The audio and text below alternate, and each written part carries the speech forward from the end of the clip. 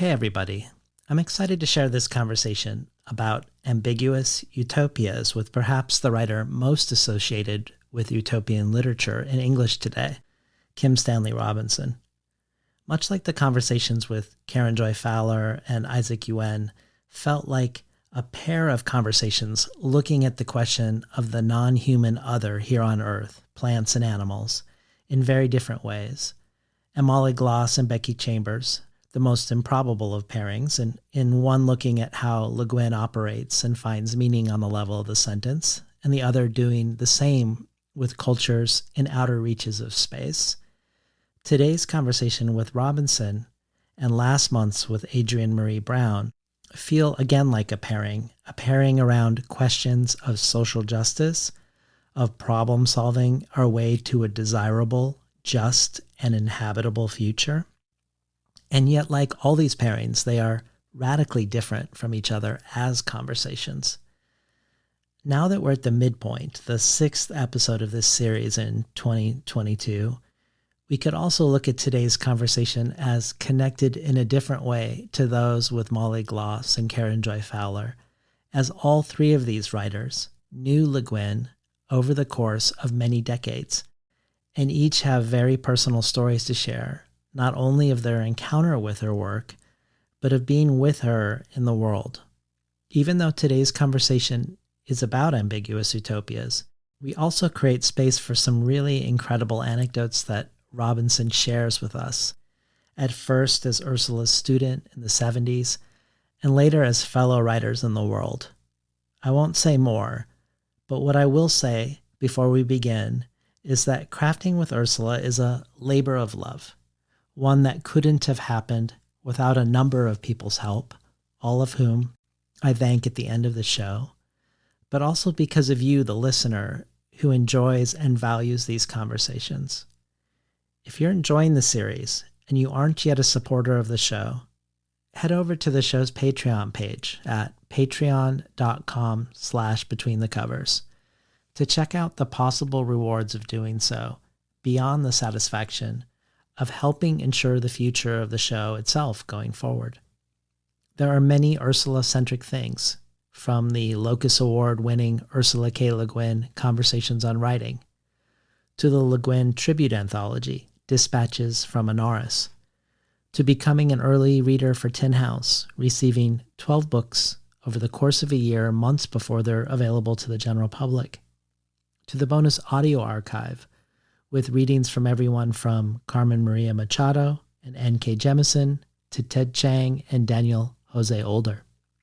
Check it all out at patreon.com/betweenthecovers. And now for the 6th episode of Crafting with Ursula, with none other than Kim Stanley Robinson.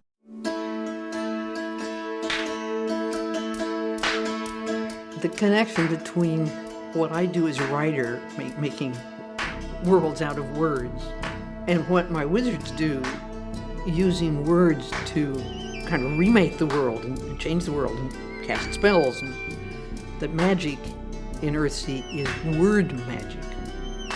I mean, obviously, to me, words do make magic, in a sense. They make something new or different.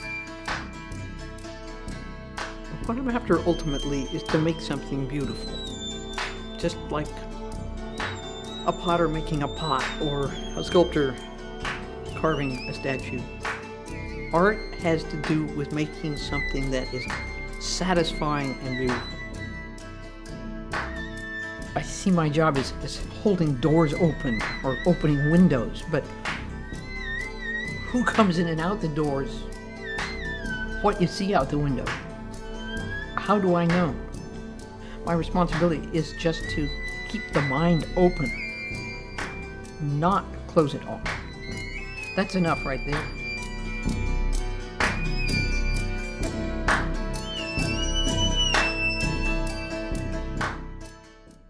Hello and welcome to today's episode of Crafting with Ursula.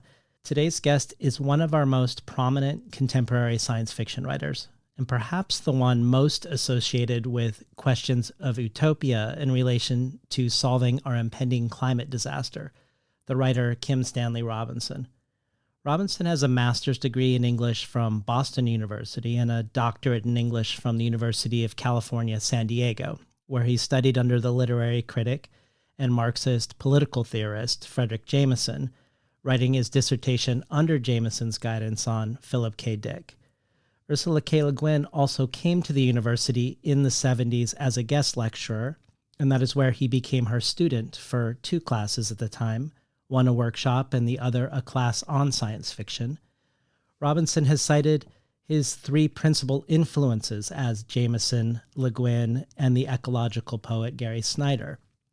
Kim Stanley Robinson is the author of over 20 works of fiction, novels that often engage with questions of nature and culture, of economic and social justice, climate change and global warming, and how to pragmatically problem solve our way to a livable future.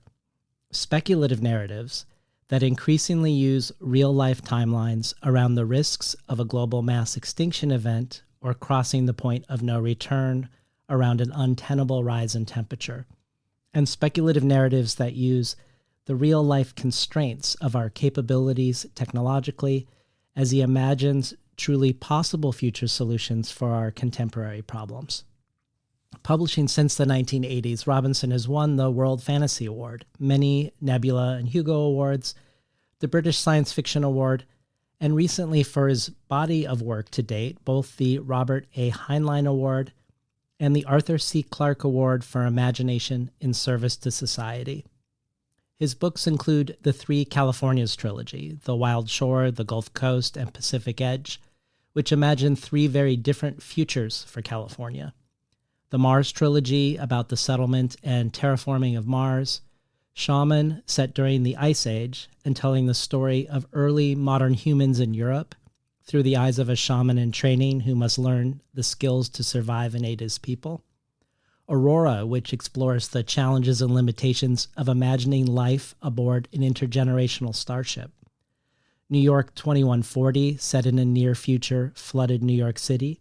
And most recently, The Ministry for the Future, a book that some have called utopian because it portrays a society that is changing to address its shortcomings, and which is a significant addition to hard science fiction and climate literature, as it emphasizes an accurate portrayal of technology and climate science as it tries to portray these societal changes for the better. And yet, Bill McKibben said in the New York Review of Books that The Ministry for the Future is not utopian. It is anti-dystopian, realist to the core. Either way, it is a book that has struck a chord. Jonathan Lethem calls it the best science fiction book he has ever read. Ezra Klein said, if I could get policymakers and citizens everywhere to read just one book this year, it would be Kim Stanley Robinson's The Ministry for the Future. And President Barack Obama picked it as one of his favorite reads of 2020.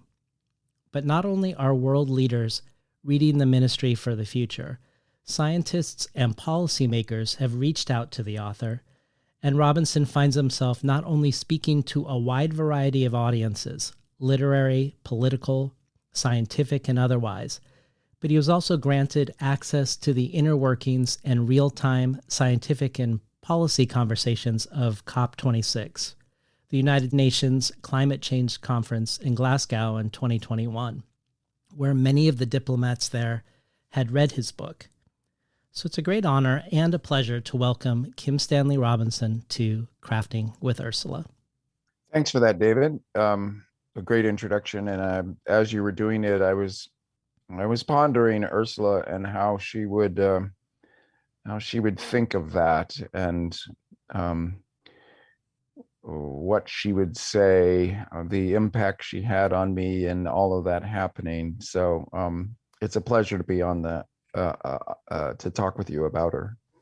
Well, before we talk about our topic of ambiguous utopias, let's just spend a minute. I know you've given entire talks on Le Guin, but give us a hint around your first relationship to her writing, and also you and her in the world, a little taste of the two of you and your intersections, both within books and thinking and actually out in the world at large. Sure, my pleasure. Well, I ran into science fiction a little late compared to a lot of science fiction people. I was leaving for college, really, and in high school, I'd been a mystery reader. So I was catching up fast in my first couple years of undergraduate studies, so really doing more science fiction than anything else. And I ran into Planet of Exile and Rockanon's World just as reading everything, and especially Ace, the paperbacks. And those were special and struck me. And I began to hunt around, and I ran quickly into Left-Handed Darkness, which blew my mind. And then I'm not unusual in that, as you know.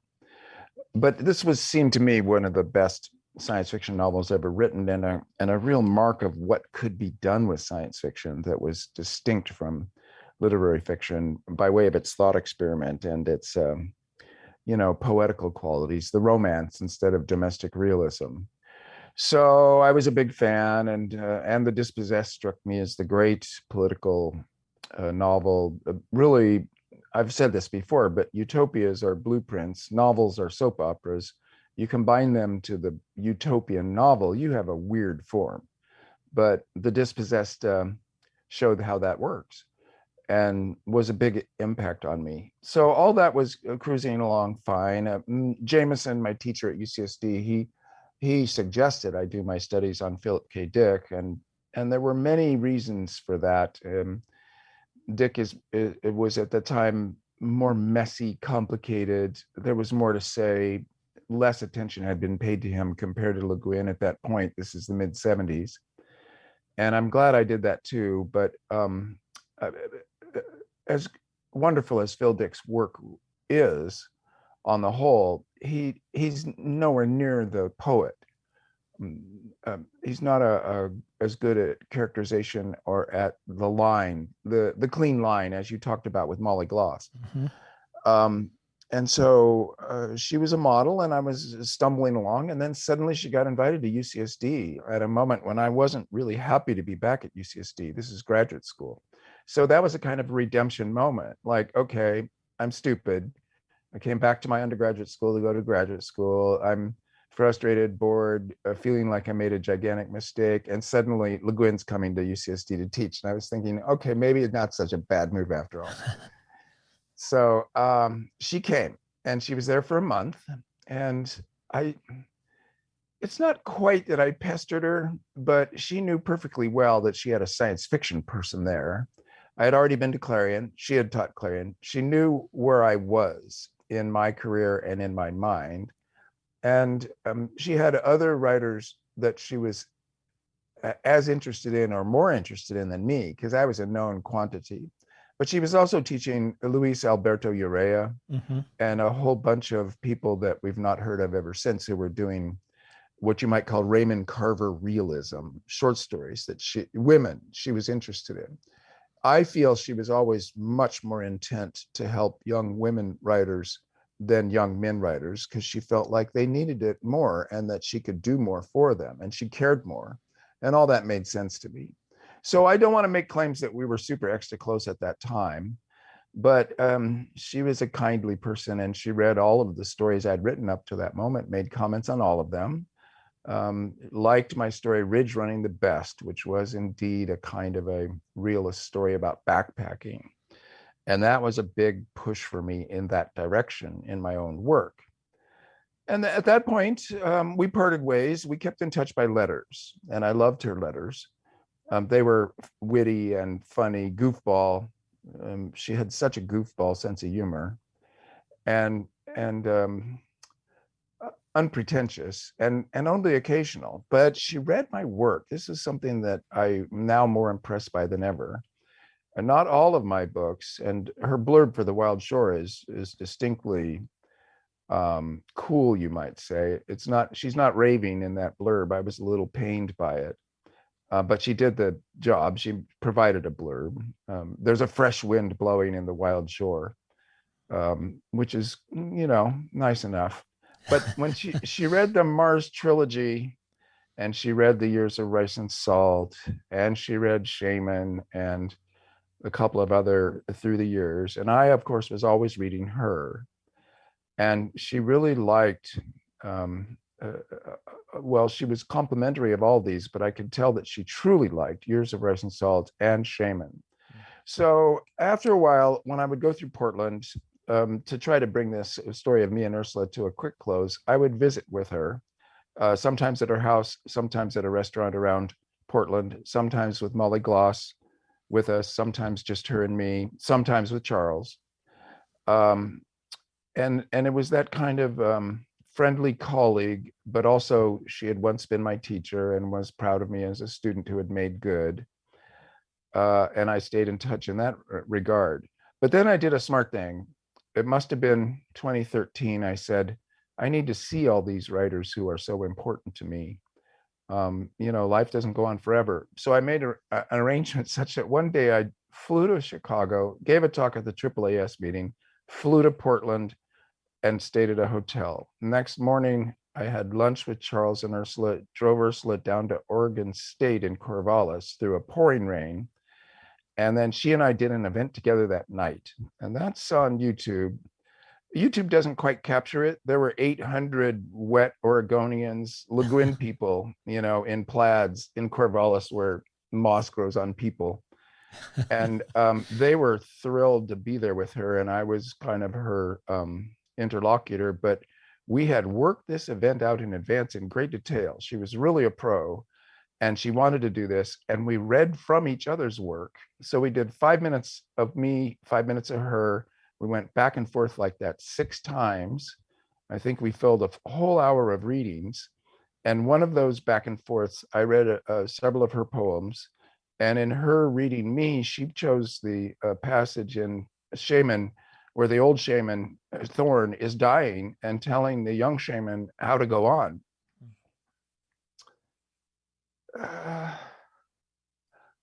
I could not have read that passage myself to an audience. And she was as hard as nails in reading this passage. It was a tremendous reading. And my hair was standing up. It was, it was one of the great moments in my career, but it was also a very great moment in our friendship because she'd chosen that passage and read it. So that was pretty much our last contact. We had a couple letters after that. And in fact, I think that's the last time I saw her. A couple letters after that. And then she passed away.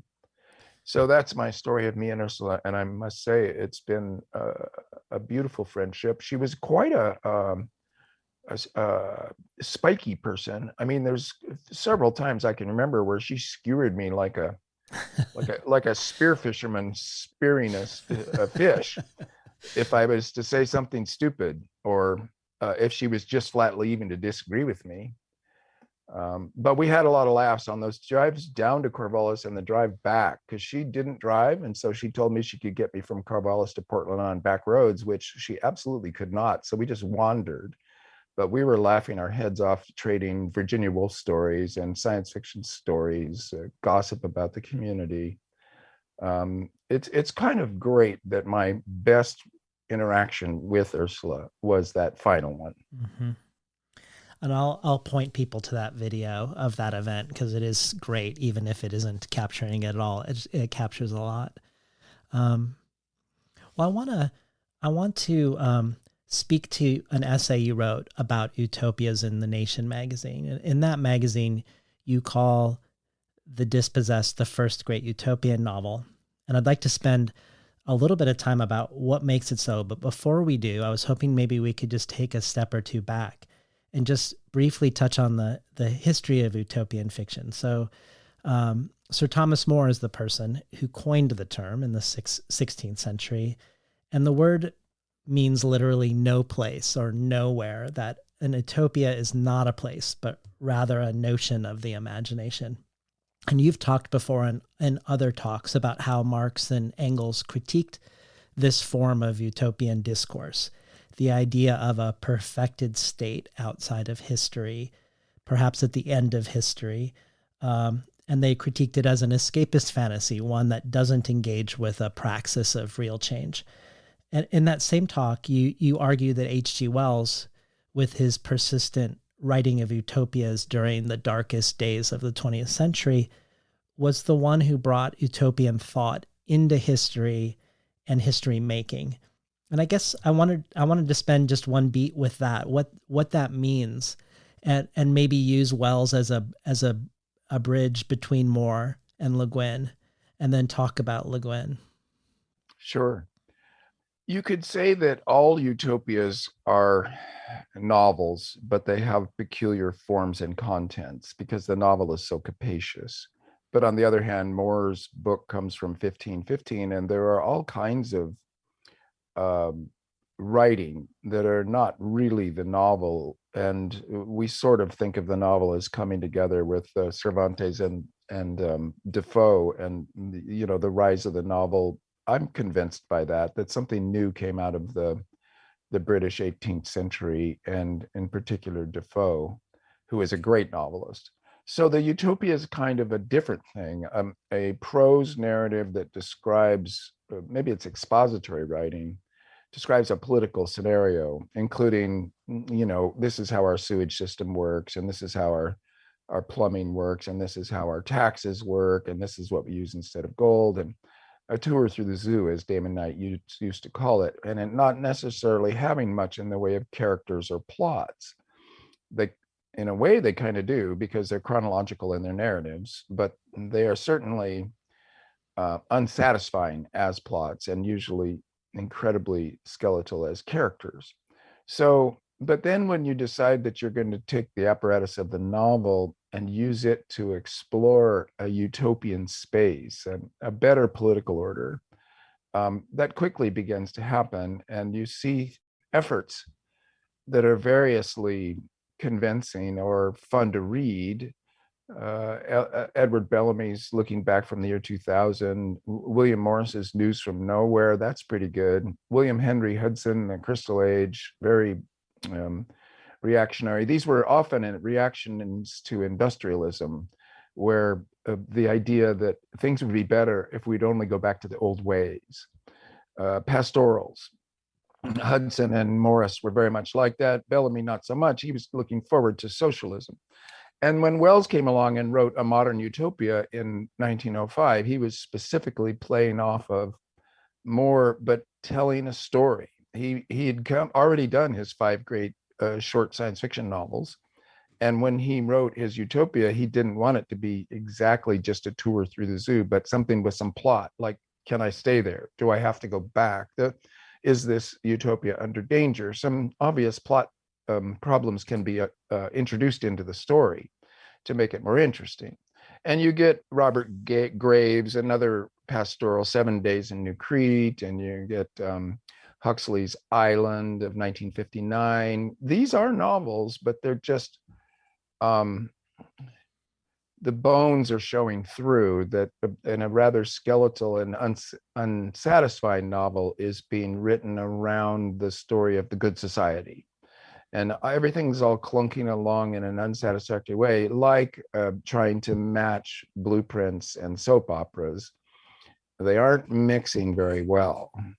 And then The Dispossessed comes in, and really, it's head and shoulders better than any other utopian novel written up to its time. It's one of her best novels, and Le Guin's a great novelist. And it's also a super interesting contemplation of different political economies. It's a compare-contrast essay, which is one of her tricks to make it interesting as a novel. 2 societies, one capitalist, one anarch or syndicalist, or whatever is going on an RS. And they're both in crisis, and they're both in interaction. She's got a hell of a plot there, and some really interesting characters in her usual way, because she was very deft at quickly giving you a character that you believed in. And Shevek is one of her great characters. So this is, I think it's a real moment in literary history, the Dispossessed. And I don't think that'll ever go away. In fact, there's seldom since been a utopian novel as good as The Dispossessed. So it's still kind of head and shoulders, something that you get to point at. Well, we decided to use as a title to talk under today, not utopias, but ambiguous utopias. And while this is the subtitle of The Dispossessed, an ambiguous utopia, you and I never talked about what that word ambiguous is doing. And so I was wondering what you think Le Guin is pointing to by putting the term ambiguous in, or what it means to you that you would want our discussion, which is going to be about your work and her work, why we would call it ambiguous utopias rather than utopias. I think she was doing it to make the reader immediately perk up and ask certain questions while reading the text in advance. Does Le Guin believe in this society as a better one? What is ambiguity? What is utopia? With any kind of background in Le Guin at all, you're thinking of Taoism, the yin and the yang, the balance between light and dark forces, the left hand of darkness, the right hand of light. Ambiguity is how can I say it? It's a vaguer word than the Tao. It's not saying a dual utopia. It's not saying a utopia of two differing parts that mesh together nicely. Ambiguity, I think Le Guin did not regard herself as a political thinker. She was interested, but modest. She was a moderate in her radicalism. In other words, whatever worked best, one had to be good to people. Nonviolence was important. She was sometimes called a liberal. She took that on with pride and said, if that's what I am, then it must be good. And she took this on as a humanist and a novelist in a tradition that was kind of American West Coast left wing, intellectual, IWW, anti-New York, anti-extremism. And in all those mix of thoughts, she just wanted to tell one story rather than take one position. Because in the dispossessed, you cannot pull out of the dispossessed a model of a society that would work really well, which is funny and that's another ambiguity. Okay, this is a utopia, but what she means, I think, is I'm writing a utopian novel here, and therefore it will have the messiness and indeterminacy and ambiguity of a novel. So she comes to this as a very, very well-educated English major. I mean, I think she was technically a French major, but man, she knew the canon backward and forward, like an English major ought to. Yeah. Well, other people have commented on this insertion of the word ambiguous in the title. For instance, Joe Walton said, Anaris, which is the anarchist rebel moon, could so easily be irritatingly perfect, but it isn't. There are droughts and famines, petty bureaucrats, and growing centralization of power. And Samuel Delaney suggests that the term ambiguous utopia is not meant to apply to Anaris in particular, that both the peoples of Eurus and Anaris mistakenly believe they are living in an utopia, that Le Guin is questioning the notion of utopic visions altogether. And he says, it's only by problematizing the utopian notion, by rendering its hard perimeters somehow permeable, even undecidable, that you make it yield anything interesting. And I guess I wanted to take this notion of hard perimeters becoming permeable or undecidable into both of your works. In some talks, you've portrayed the modern novel as arising as a bourgeois form. And the Marxist critic Franco Moretti, like you, argues that the way the modern novel arose with 17th century industrial capitalism, it increasingly played a role in the representation and creation of the bourgeois identity, out of which arose the quote-unquote realist novel, often shaped around the actions of or consciousness of a single actor.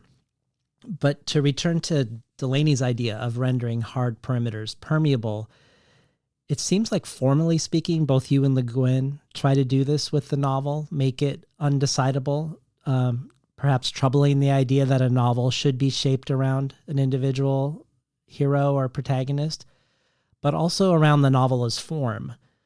Not only in Le Guin's case by adding ambiguous into the title and into its animating questions, But when I think of her other utopian novel, Always Coming Home, it dispenses with a single narrative altogether, giving us whole books within it, parts of books within it, poetry, recipes, songs, in a polyvocal, loosely cohering book, which, if it's a novel, is either a new kind of novel or a return to maybe a pre-modern version of a novel. But I also think of the ministry for the future as perhaps in that spirit in some regards. While it's a book which tries to problem solve a real near future global solution to our very real impending mass extinction event, you say it's intentionally, quote unquote, a mess, that it isn't a blueprint or a guide. But we could say that you are calling it that when you're calling it a mess, it's really something decentering the single protagonist. It's a polyvocal book, but also one that switches modes. We get firsthand accounts and testimonials. We get notes from meetings. And it also dramatizes a really wide variety of tactics and strategies to erode capitalism. So ones that may even be or often in contradiction to each other: banking and commerce solutions, structural and organizational ones, eco-sabotage.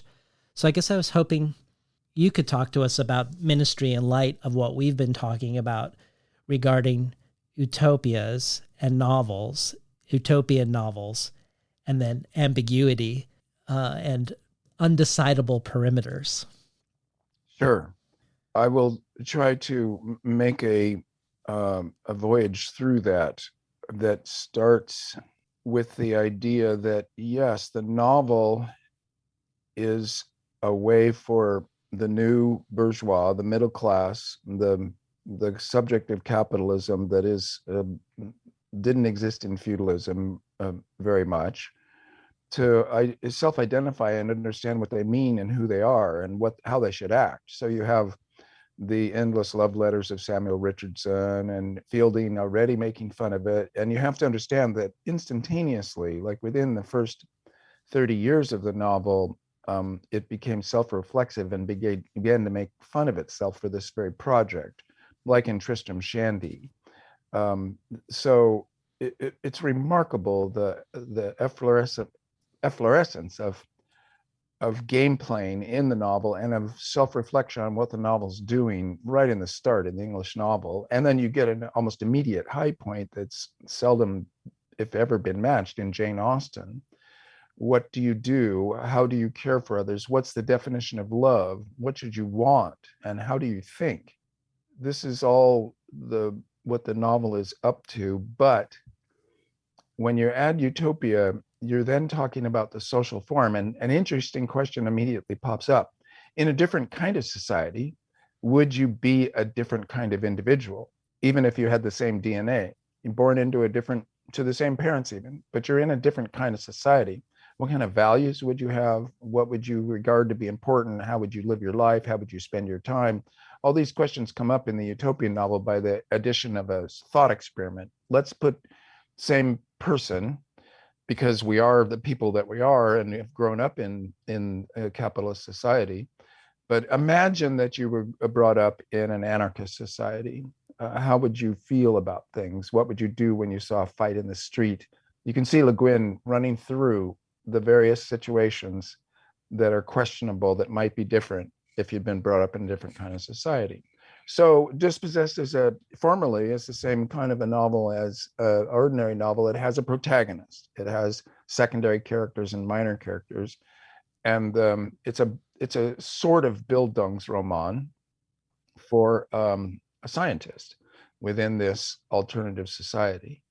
And in that sense, it's the same as a Flaubert novel. It's like sentimental education.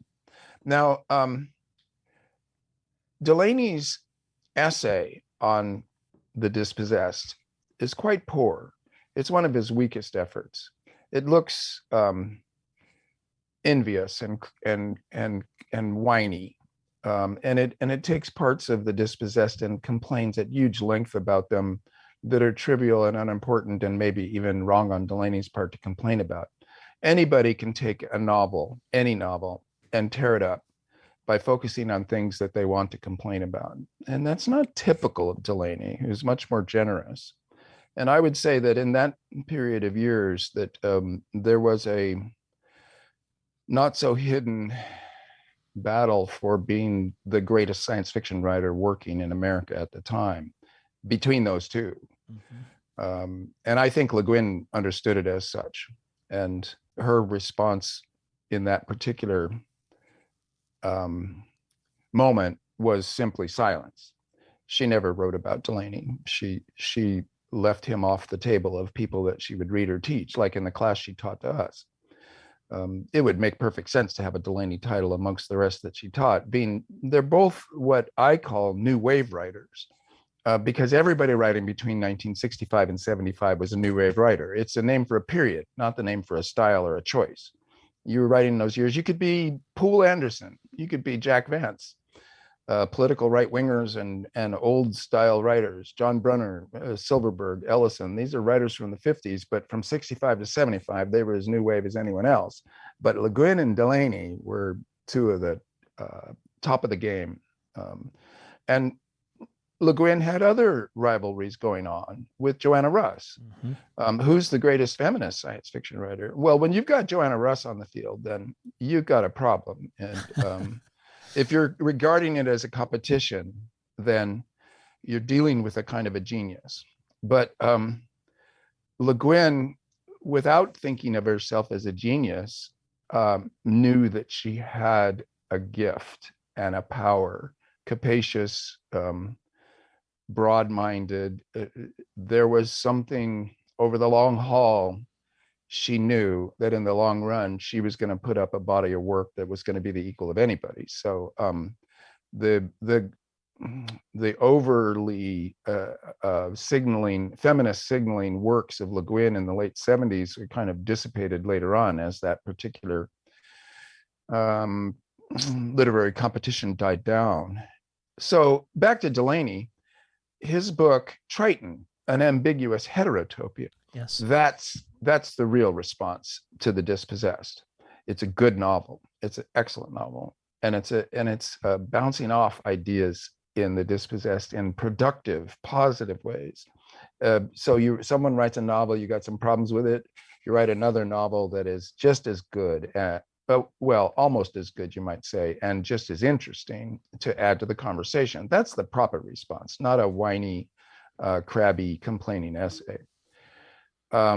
So then to follow up the strands of your thought, Always Coming Home then is not a standard novel. It's how do you write a novel that's actually about the collective rather than an individual protagonist? Well, it's hard. You immediately mess up what the novel does best. Readers don't like it. It warps the plot, the sense of characters, the structure. But it can be interesting. And certainly Dos Passos in his USA trilogy showed that it could also be great. Always Coming Home, to my mind, is not great. And I think that it is I won't identify who, a friend of mine said, it's like the Dune encyclopedia, which existed at the time, without Dune. Well, this is telling. You need Dune before the Dune encyclopedia is of any interest. And in Always Coming Home, the strand that is stone telling, a series of novellas and novelettes that gives you a little thread of protagonicity running through the narrative to try to put the encyclopedia, to give the encyclopedia a little plot stranding through it. It wasn't enough. And it's maybe a matter of ratios. And believe me, I would not say this if Ursula is still alive, because she would kill me. I say this hoping her ghost doesn't come and kill me. But whatever. I kept my mouth shut whilst she was alive. I certainly would never have wanted to irritate her. And I know that book meant a lot to her, but I feel like it was a warning track homer, as we say in baseball. And she changed her tactics. So you get The Birthday of the World, you get all of the collections of novellas. The Hainish work that follows Always Coming Home is her coming back to the problem of the novel of the collective that is about a utopian or a good society. And there are gems scattered left, right, and center. She returned to the standard fictional forms at which she is so good. At novellas, she's a master, as everybody recognizes, I think, and the short story. Really, she's good in all forms. But what you can see with her as a utopian writer is after the um, disappointing experience of always coming home, of pulling back into more normal fictional forms and then just concentrating on a different content rather than an experimental form, and having huge successes all across the board. And then lastly, for me, well, I took some lessons. Ministry for the Future, I wanted it to be a mess, a grab bag, feel like history itself. But I really focused on Mary and Frank and their weird relationship. They come back almost every third chapter. It had to be not a thread of narrative, but a spine of narrative. It had to be thicker and solider and more involving, so that the reader, if you have a chapter that's about Bretton Woods, or a chapter that's about pulling water out from under glaciers and all the grab bag of topics that come up in Ministry for the Future, you know that within 2 chapters, you're going to be back to either Mary or Frank, and something hopefully interesting and certainly for sure strange is going on between those 2 characters in their life history and their relationship. So I would say that I attended to, I mean, I have my own relationship to my own novels, but in terms of paying attention to how do you do the novel of the collective, how do you do the utopian novel, it's definitely true that checking in on what Le Guin did and seeing her successes and her not successes was important to me. Well, there is a certain irony with the Ministry for the Future that you're held up, and this book in particular is held up as utopian, because the utopian future, or the so-called utopian future, is simply one where we escape a mass extinction event. You're not portraying a harmonious future where our problems have been solved. But I guess I shouldn't say we've simply escaped the mass extinction event, because on the one hand, it feels like a low bar for an utopia to say that this is utopian, to escape the mass extinction event. But on the other hand, I think it is telling about where we're at and where society is at, that's how we frame an utopian novel now, that we do come together and we do avert the mass extinction event, that is seemingly feeling like, if not utopian, hopeful, I guess would be maybe the right word, but that you're enacting things that we really could do on real timelines to actually be living and enduring into the future in a way that we could continue to thrive as a species. I recognize what you're saying, in that I have said this before. The bar is really low now because we're in such a desperately dangerous situation. We're only just a few years away from blowing through some planetary boundaries that future people will not have the technological power, the physical power to bring us back from. And the name for that is mass extinction event, or biosphere breakdown.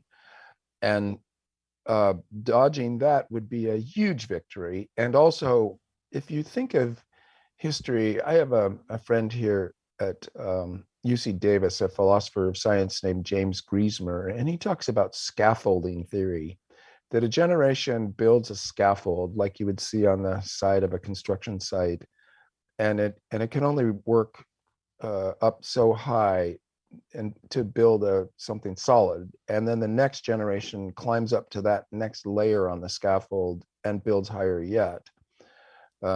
I saw this in physical fact in India last week, and it was beautiful to watch. If we were to dodge a mass extinction event in the next 30 years and get ourselves in balance with the biosphere, that would be a scaffold of such immense significance going forward from there. You can imagine, subsequent to that, the following generations would have the opportunity to create scaffolds that would include adequacy for all, a lowering human population by way of women's rights worldwide, a stabilization with the biosphere such that civilization could do all of the marvelous things that are within our grasp. We could do, I don't want to say anything we wanted, but we could certainly have all human beings at adequacy and all of the rest of the animals, the wild animals, healthy and fulfilling their own lives on this one planet. Well, that's utopian. That is what you got to say is that we're so deep in a hole that we got to climb out of the hole back to some kind of level, and from there the prospects are truly exciting. Yeah. So this is how, I've been committed to writing utopian science fiction full time almost since 1990 when I started the Mars trilogy, or even before with Pacific Edge. And yet, reacting to the reality of our situation is so dangerous, so not doing the right things yet, that even trying to talk hopefully and positively right now, given the discrepancy between what we know we have to do and what we are actually doing when it comes to burning carbon, when it comes to saving the other species, that the only comfort one can take is that this is the topic on the table now. This is the description of history in our time. Everybody knows it. It is no longer something that a science fiction writer would say as a one scenario amongst others. It's the task of the century to do this, and every person who doesn't deliberately look away acknowledges that to be the case. Now, whether we can arrange our behaviors to get a grip quick enough to not blow through planetary boundaries, well, that's the open question. That no one can say whether we'll do that or not. Well, there are many ways we could say you and Ursula share sensibilities. You're both anti-capitalist. Both of you are trying to imagine livable, ambiguous futures as being just two of them. And there are other ambiguous ways you overlap, I think, that involve shared concerns, but maybe divergent sensibilities of how to approach them. But before we go into that, I wanted to take a side passage for a moment and pause to just recollect more about her and your life, because I'll point people to that video you mentioned earlier, but I also want to point people to the video of the talk you gave for the Long Now Foundation called Learning from Le Guin, which is really wonderful. It's really warm, it's substantive, it's funny. And in that talk, you use the same phrase to describe Le Guin's work that Molly Gloss chose for the title of our conversation, that she writes with a clear, clean line, which you say is actually a surfing term. And then you go on to read a passage from The Left Hand of Darkness that goes, rain clouds over dark towers, rain falling in deep streets, a dark, storm-beaten city of stone through which one vein of gold winds slowly. And you went on to describe her sentences like this vein of gold, calling her writing a living wire of thought, which I just love. I love this idea of the living wire of thought. But you also share these amazing anecdotes about getting feedback in her office hours, about the various ways your name changed over time with her, that you were calling yourself Kim, and then suddenly you introduce yourself to Ursula when you meet her as Stan. But then for the longest time, she called you Kim Stan, which makes me think of Earthsea and word magic and finding the true name, like how Ged is and isn't Dooney and Ged is and isn't Sparrowhawk. But what I love the most to imagine is that you went to see Star Wars with Le Guin when it opened in the theaters, and I believe in 1977. I'd love to hear anything that this sparks for you. I mean, if you want to share about seeing Star Wars sitting next to Ursula Le Guin, I'm sure people would be interested in that. But anything else about maybe another anecdote about you and her, if this sparks one. Sure. No, thanks for this. A lovely set of memories for me. For one thing, that talk I gave at the Long Now about Le Guin, invited by Michael McElligott, who unfortunately died a few years ago. This was an unbelievably good opportunity. And they had found a photo of Ursula as a teenage girl, maybe 13 or 14, I've never seen before, which I had them put up overhead as a kind of a sigil of what was going on there. Her playfulness, the essential this quality that she had that managed to keep things in balance, in that she was a serious person, a serious writer, but she understood she was not a pretentious person. She it was confident without being pretentious, and she liked to laugh and to make people laugh. And this photo of her overhead as I was speaking, it was quite a magical moment. I worried that I would get too emotional during the hour, and I never did. I don't know why. It was an accomplishment because I didn't want to get too emotional, and it went marvelously, including the Q&A, which brought up some points that I hadn't managed to cover in a 35-minute talk. But yes, back in 77, her writing class, we said, let's go see this new science fiction movie, Star Wars. Nobody had heard anything about it. It was new. We had no expectations. But here's the genre you have to understand. Buck Rogers in the 25th century, there were science fiction spoofs being done through the 70s. Kentucky Fried Movie.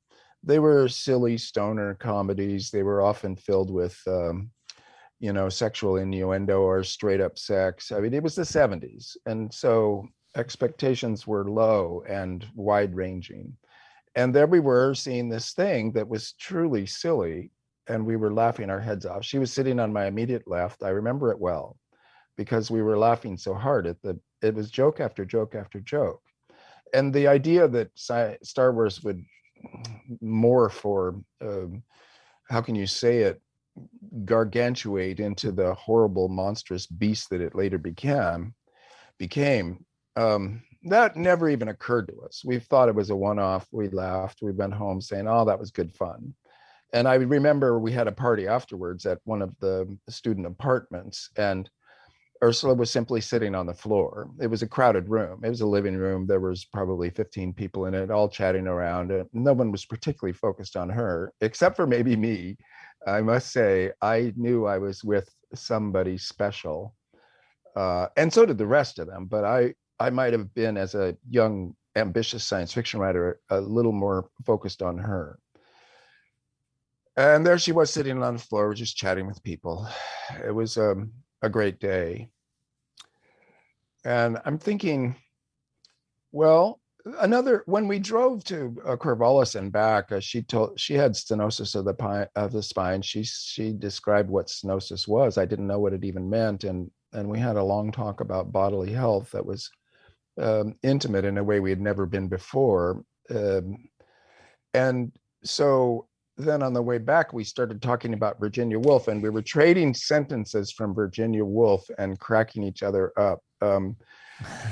Woolf had this habit of going, to think that the British Empire, with all of its glories and the way that it did X and it did Y and on, and it managed to improve the fate of all of humanity, I doubt. So there would be that. And the moment I gave that example, Le Guin immediately thought of another one. You could imagine that if everything went right in London and the buses were on time, and that everybody would be happy. It'll have been many more clauses, but no. That's so great. Yeah. So we were trading our pleasures in Woolf, and indeed, yes, I think I wrote about this. I said to her, I don't like my nonfiction. And she said, oh, don't be pretentious. Your nonfiction is fine. And I said, yeah, but it's not good. It's just, it just drags down I like to stay behind the screen. I like to be, don't look at the man behind the curtain. I like to be not there at all. My novels stand for me. I am not there. And she's shaking her head going, you got to be kidding me. Don't be pretentious. It sounds like you're rating yourself too high. Writing is writing. And then at one point she said, well, just let Kim do it. Instead of Stan. Yeah. And there was very little I could say to that. But you don't have your book out of essays written by Kim Robinson. No, I think that a book of essays is perhaps going a little too far. why burden the world with it? It's not my forte. People do it, but it's just to get another book out there.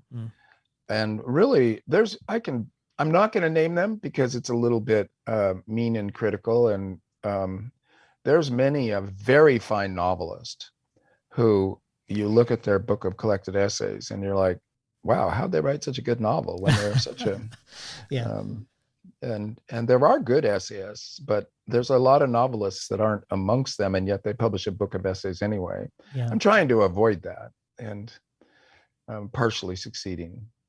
Well, I found a little excerpt of something Le Guin wrote about seeing Star Wars that I'd never seen before. I was just searching around, and she said this: the end of Star Wars kept bothering me after I saw it the first time.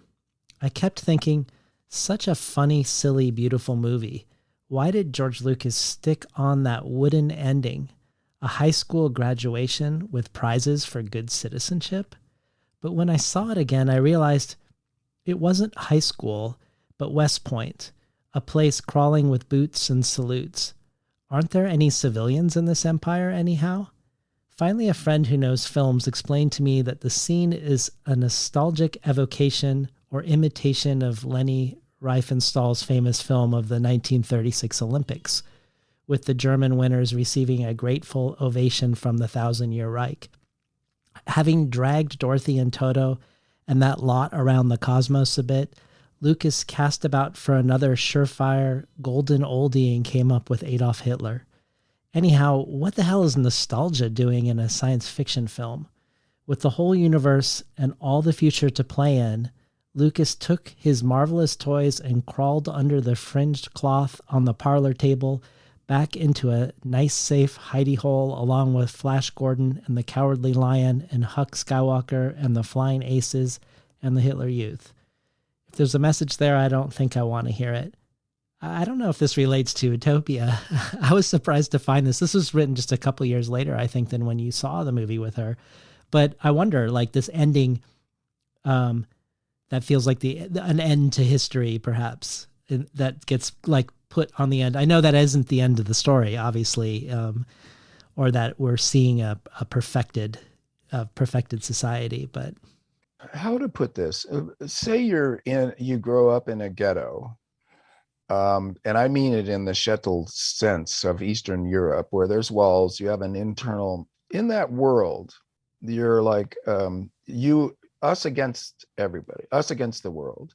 You take care of each other. You're like an extended family. And there's a esoteric quality to the intellectual life there that's quite intense, and people have all read each other, and there's great writers, and it's in some ways better than the outside world. Certainly more intense because you're inside the ghetto. And the science fiction that took Le Guin in. So, okay, she's writing 10 years and not getting published because she's different. And people are writing her rejection letters going, well, why'd you make up a country? And this is so weird. And it's good. It's very well written, but I don't get it. And then suddenly she almost makes an accidental submission to the science fiction fantasy world. And they're like, oh my God, you are the greatest new thing. And the science fiction world loves their newest writers. When you're new there and good, adding something special and new to the field, then you are quickly beloved. And she went from 10 years of being ignored and even rejected outright and a non-entity in the culture to being a star between, say, 63 and 69. She went from 0 to 60 to, from unknown to one of the great stars of science fiction, and supported by the stories, by the way, which were good in the 50s, but they got better when she knew she had an audience, receptive audience. And you could imagine that world, which had accepted her, which had an intelligent conversation with her, even people like Delaney or Russ, she's really banging around there with the stars and everybody is loving her. And then Star Wars comes along, and it's this grab bag of 1930s games tricks. It was funny when you see it the first time because you're thinking pastiche, parody, Buck Rogers in the 21st century.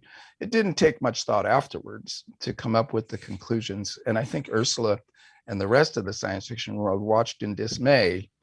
The ghetto walls came down, and the world regarded science fiction to be Star Wars. It was the definition of what science fiction was, whereas 2 years before, it had been the dispossessed and Triton and the female man and an intellectual and political ferment. It had been the 60s, and now it was the 80s. Mm-hmm. And you couldn't imagine a more dispiriting and horrid turn.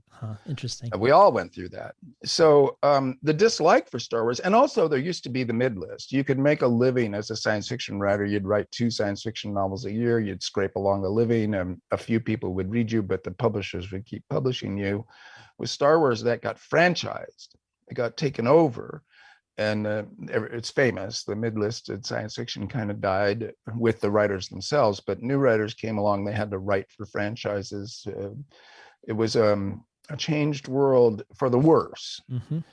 So none of us liked Star Wars once the trilogy of movies was done. At that point, science fiction itself had been smash-mouthed. Mm.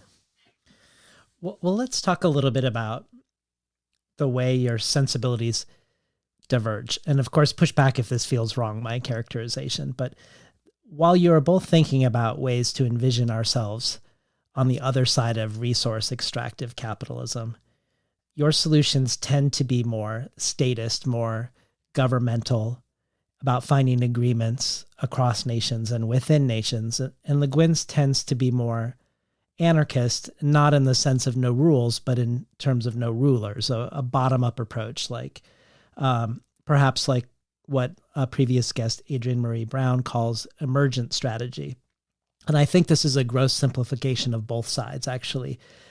For instance, to complicate things, you gave a talk for the anniversary of the book Ecotopia, where you were imagining writing today's version of it. And in that speech, you talked about how incredibly leveraged the banking system is, and that they only have to have around 3% of the money actually on hand at any given time.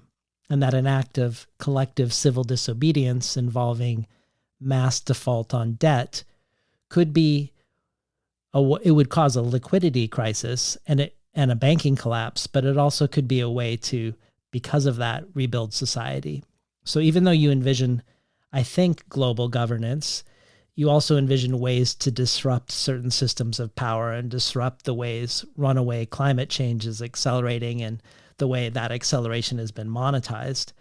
And I have a way that I want to propose that I think that even in this divergence that you and Le Guin actually connect, that we could connect this bottom-up emergent sensibility of hers and your infrastructural approach. But before I propose it, I guess I wondered if you felt like this was a roughly fair characterization, and if not, if you could complicate it for us. Oh, no, I see what you're saying, and I think it's basically captures some aspects of it. I would hope that both Ursula and I have, through the years, written enough narratives that include politics that it's hard to pin down what exactly we would advocate if we were suddenly made king or queen in terms of a system. Mm-hmm. It's variable, it's flexible. And I would say that we were both American leftists of the West Coast variety. And although she ended up in Oregon, she began as a Californian. So there is a certain kind of a shared California leftism, progressivism that I feel like there aren't too many differences, but she often set her political narratives on other planets in other times in other societies that gave her the freedom to focus in on a few characters and small scale communalisms that are very beautiful and suggestive.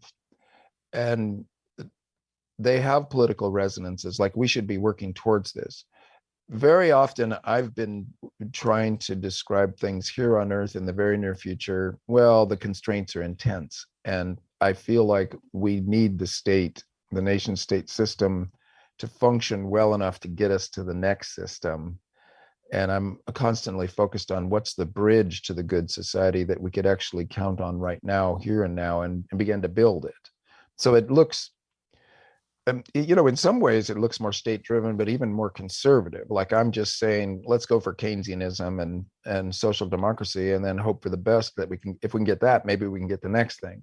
Whereas she throws her mind forward to, well, what if we've already lived for a long time in a communal society of especially what she does over and over again is the end of sexism, equality, gender equality is something she goes back to repeatedly, and describes societies working that way for us to contemplate that all problems wouldn't be solved, but it would be a better place to live in.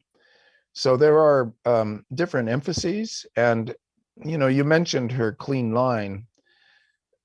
She had a power of discrimination and judgment. I've got a story here. What details do I need to make that story come to life?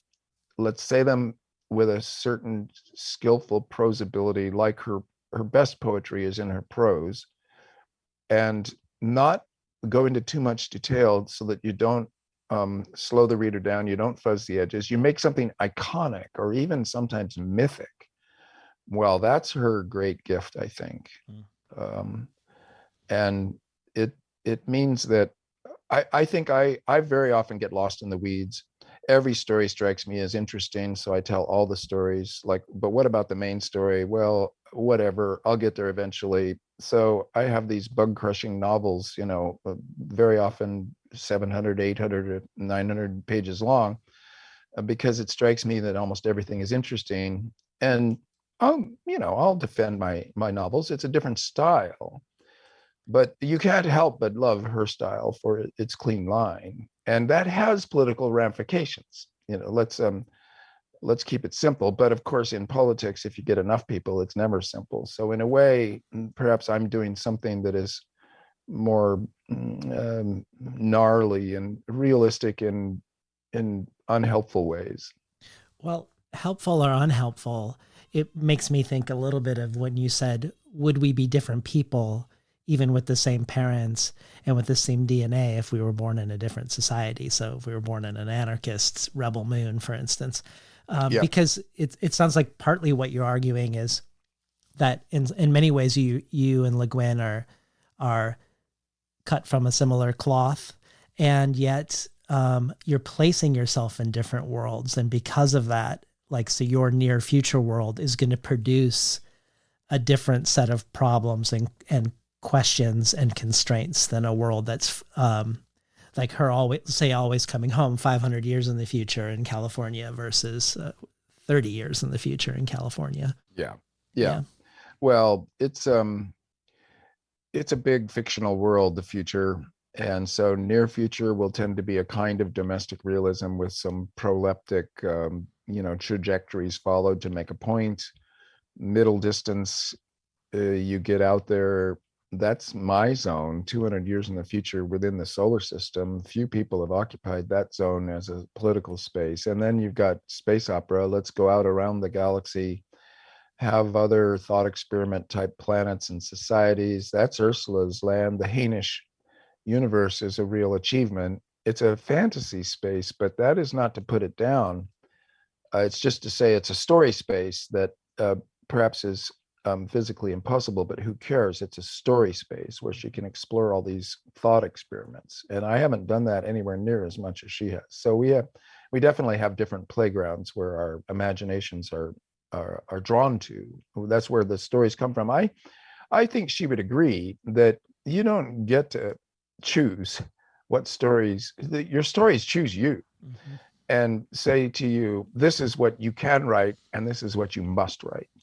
And then you follow that lead. And I saw that in her all the time, and I feel that in myself.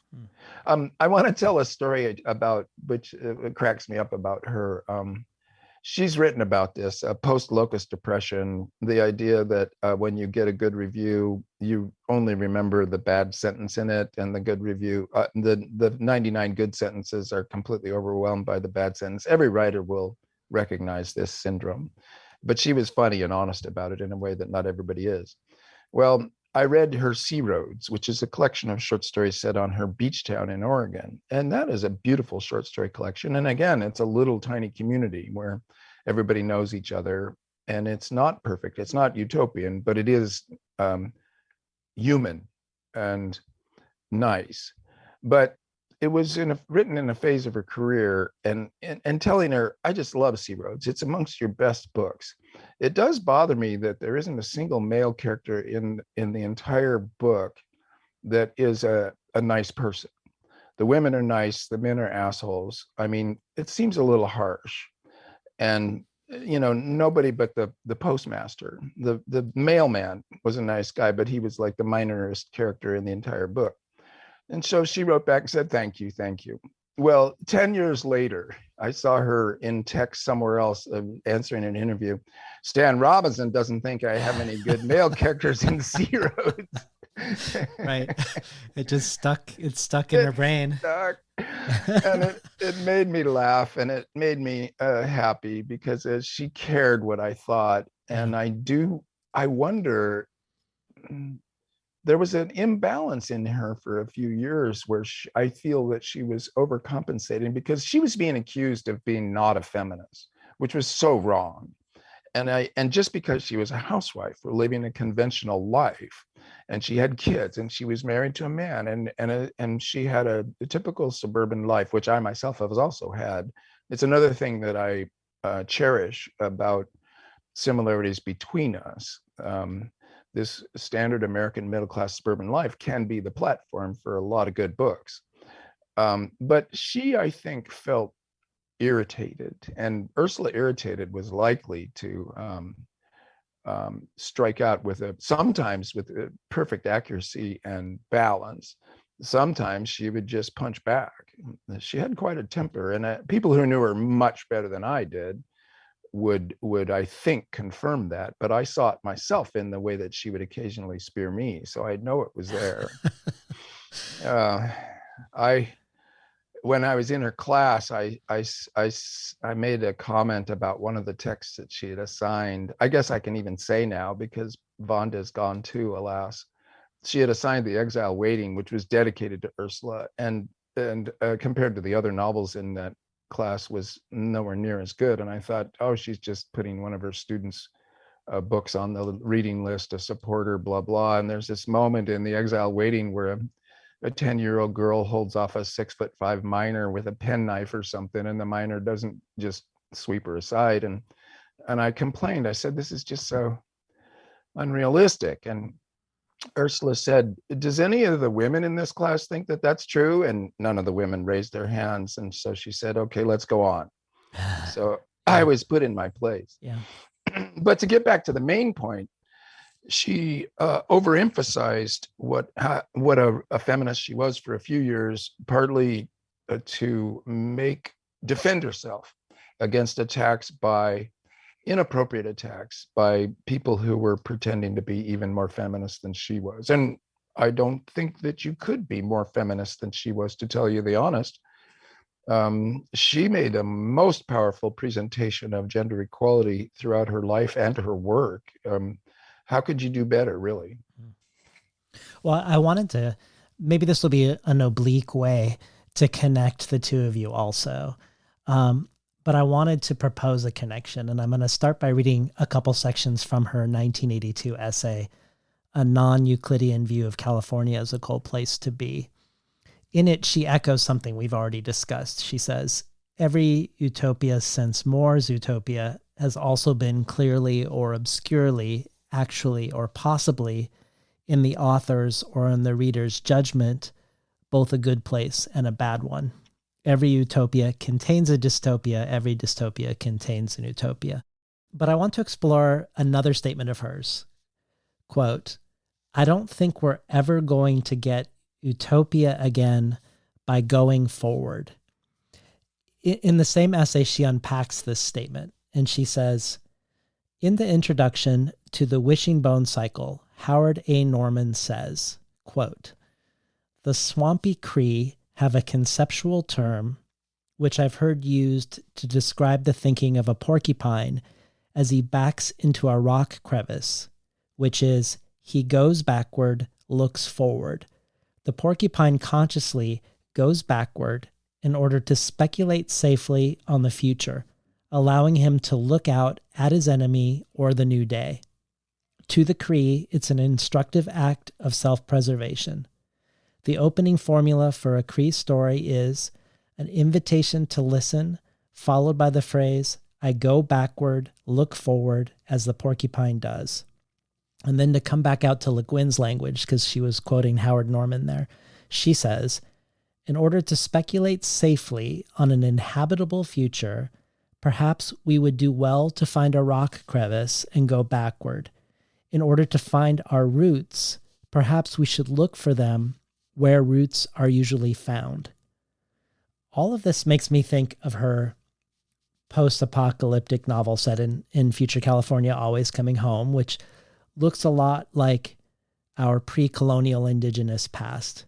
Again, not a romantic vision of our future or of our past, but an ambiguous one where solutions to some problems raise new problems and new questions.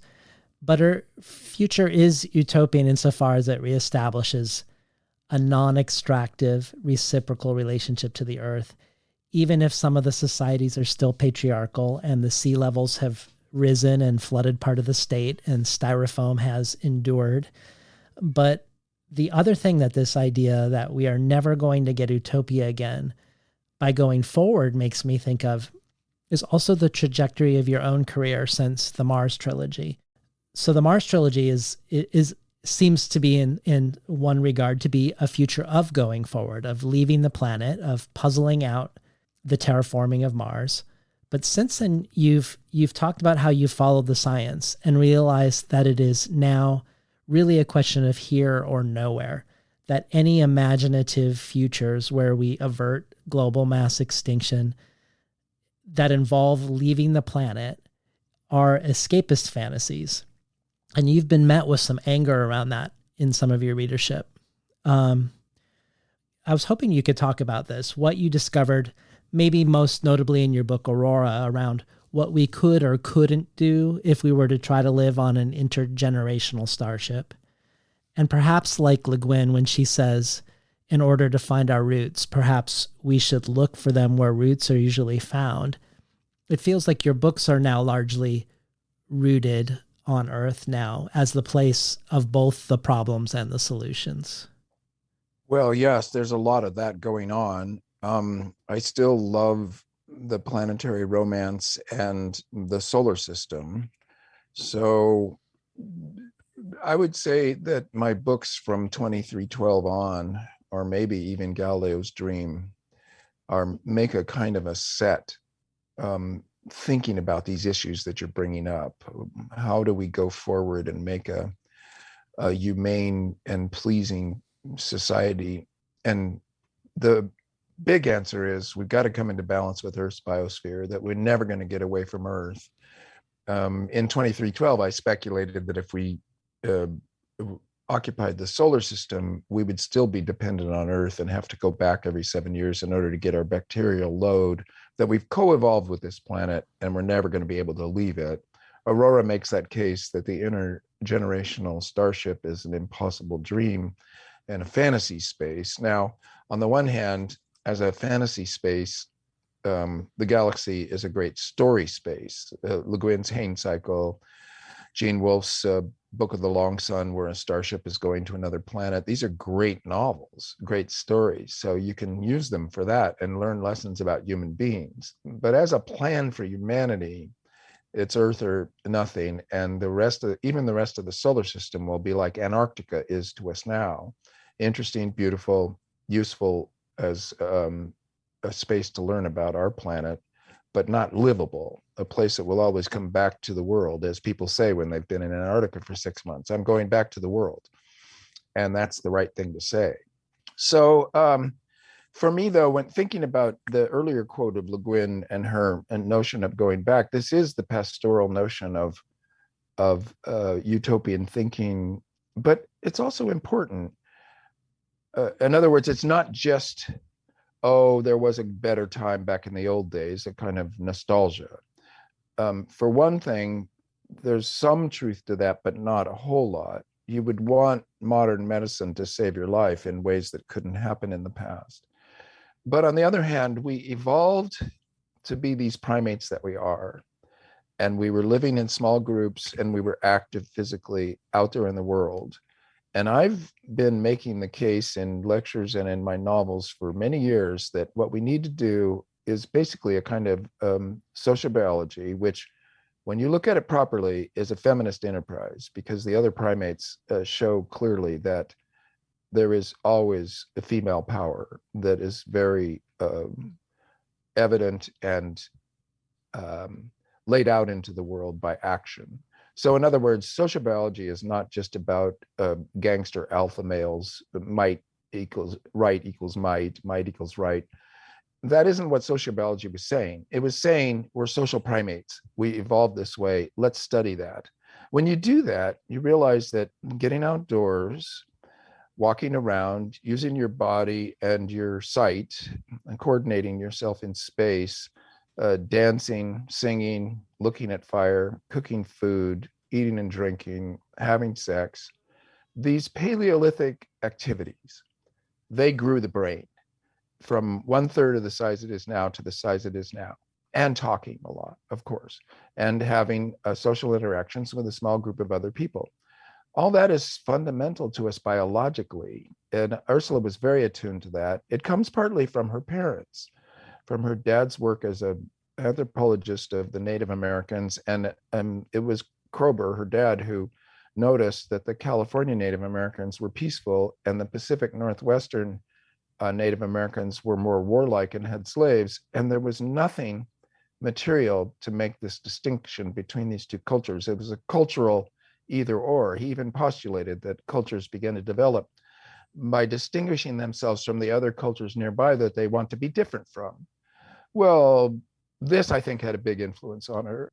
And that's why Always Coming Home, one thing I'd love to say about this is you look at the table of contents of Always Coming Home, and you look at the table of contents of her father's book, Handbook of the California Indians, and they are identical.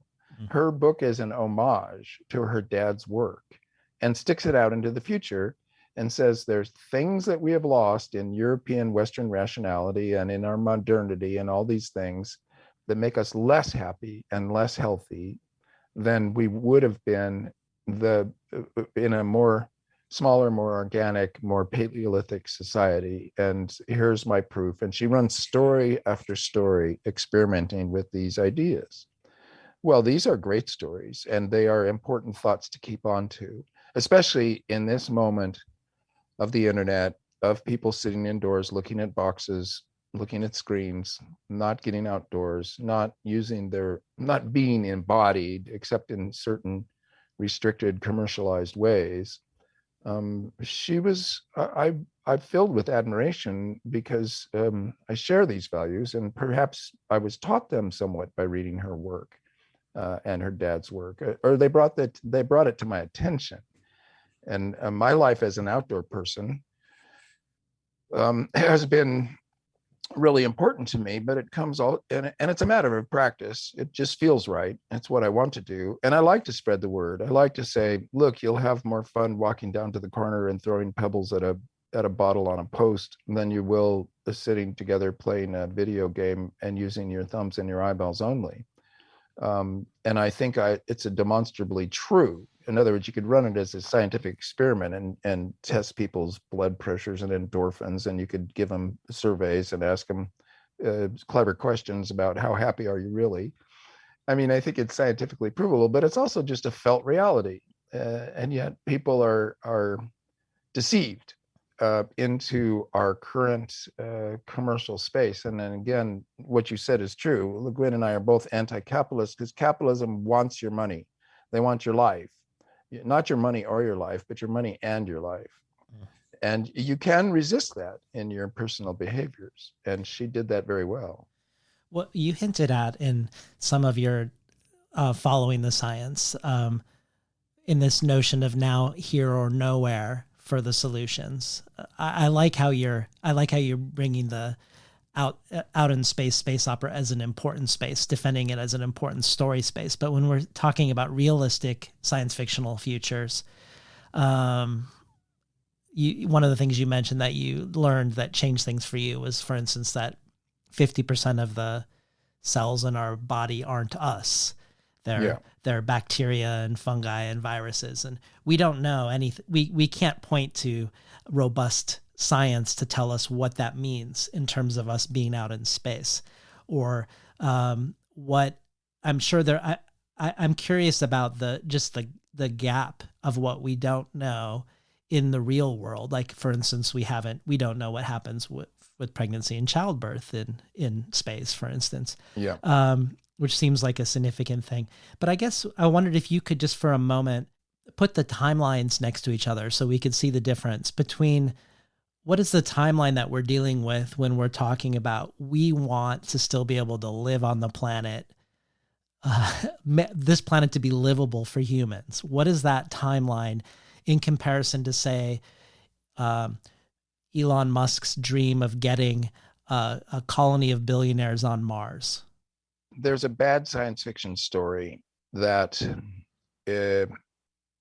if you had a colony of people on the moon or on Mars, and if everybody on Earth were to die, that those few thousands of people on the other planet would then be able to repopulate the human race and keep the human race going. Well, this is bad on several different levels. The colony on the other planet, it will be utterly dependent on resupplies from Earth of everything from bacteria to materials that don't exist on that other planet. Those people, if Earth were to suddenly become uninhabitable and go away, that colony would be doomed in the way that Aurora describes. So that's one bad part of the fantasy. The other one is there's nothing that can happen that will kill off all human beings on Earth. We are like cockroaches or ants. And 73,000 years ago, there was a volcanic explosion so intense that there was no summer. It was like a nuclear winter, except it was volcanic, lasted 10 or 20 years. Only 2,500 humans on this planet survived that bottleneck. This is 73,000 years ago when humans were everywhere. But at the end of that nuclear winter, they weren't everywhere. We had to start over again, and probably from the coast of South Africa. They were mostly on a place that had clam beds and a tuber that survived in the dark. And so they ate clams and tubers for 10 years, and they repopulated the earth and came back out of Africa yet again. And there were probably little pockets of people elsewhere as well. So the science fiction story that says we need to don't put all your eggs in one basket is bullshit on multiple levels. Each part of it falls apart. So the fantasy, here's the thing, we're in a planetary crisis, a civilizational crisis, let's put it that way. If we cause a mass extinction event, and if we blow it through planetary boundaries and get to hot house Earth, no ice on this planet, civilization will crash, billions will die. Some people faced with that say, well, I'm going to go off to my private island mansion. That's other people's problems. I'm going to buy an estate on the South Island of New Zealand, or I'm going to establish a colony on Mars. This escapist fantasy is the most simplistic, useless, and rather craven response to the general emergency. So I don't know why they do it. It's so blatantly obvious. It strikes me that they haven't looked at the evidence. They haven't thought about it. They've allowed their kind of escapist desires, which are relatively immature and juvenile, you might even say, to overwhelm their good sense, or they're pretending. They're saying these things and they don't truly believe it. In the end, it's just a stance in the mediascape. I can't explain it. It's bullshit. It needs to be fought. And since I am the man from Mars, I mean, my Mars trilogy was indeed the thing that gave me a certain standing in the culture. Then when I say Mars is great and would be a fun place to garden in the 26th century if we were to get our act together here on Earth and have a stable civilization on Earth, then Mars is kind of an interesting project or reward, then that has a more heft than if I hadn't been the writer of the Mars trilogy. Yeah, I think so too. Well, in that same essay that I quoted from, Non-Euclidean View of California, Le Guin weaves in both anarchism and Taoism, something that she likes to put in relationship to each other. I'm just going to quote a little bit more and then ask another question. Utopia has been Euclidean. It has been European. It has been masculine. I'm trying to suggest in an evasive, distrustful, untrustworthy fashion, and as obscurely as I can, that our final loss of faith in that radiant sandcastle may enable our eyes to adjust to a dimmer light, and in it perceive another kind of utopia. And this utopia would not be Euclidean, European, or masculinist. My terms and images in speaking of it must be tentative and seem peculiar. Victor Turner's antithesis of structure and communitas are useful to my attempts to think about it. Structure in society, in his terms, is cognitive, communitas existential. Structure provides a model, communitas a potential. Structure classifies, communitas reclassifies. Structure is expressed in legal and political institutions, communitas in art and religion. But then she goes on to talk from a Taoist lens. Utopia has been yang. In one way or another, from Plato on, utopia has been the big yang motorcycle trip. Bright, dry, clear, strong, firm, active, aggressive, linear, progressive, creative, expanding, advancing, and hot. Our civilization is now so intensely yang that any imagination of bettering its injustices or eluding its self-destructiveness must involve a reversal. We must return, go round, go inward, go yinward. And later she quotes Zhuangzi, who said, "The best understanding rests in what we cannot understand. If you do not understand this, then heaven the equalizer will destroy you." And that does feel like part of our situation, the question of whether we can tolerate making space for and living among the things that we can't understand, the quote-unquote wilderness, and allow it to flourish alongside us, even if we can't reduce it to meaning or to utility. But I guess I wondered if, like Le Guin, there's any through line of spiritual practice in your work. I think of your book Shaman, but also in ministry, we get spirituality. Is there an ethos, a counterpoint to your interest in science that is in engagement with what we can't know? I mean, I'm even thinking of, we were talking before we started recording, and you just came back from meeting the Dalai Lama, for instance. I am a California hippie, New Age Zen Buddhist. Circa 1970, Ram Dass, D.T. Suzuki, Gary Snyder for sure, who was another friend and teacher, and Snyder and Le Guin liked each other. And Zen Buddhism in the Californian variety, which is a real variety, it's a sect. There's many sects of Buddhism, and California Buddhism is definitely an offshoot of Zen, with a certain attraction to the exoticism of Tibetan Buddhism, the reincarnations, the ornate ceremonies. They were attractive to Californians, but in terms of actual practice of Buddhism in California, it would be Zen.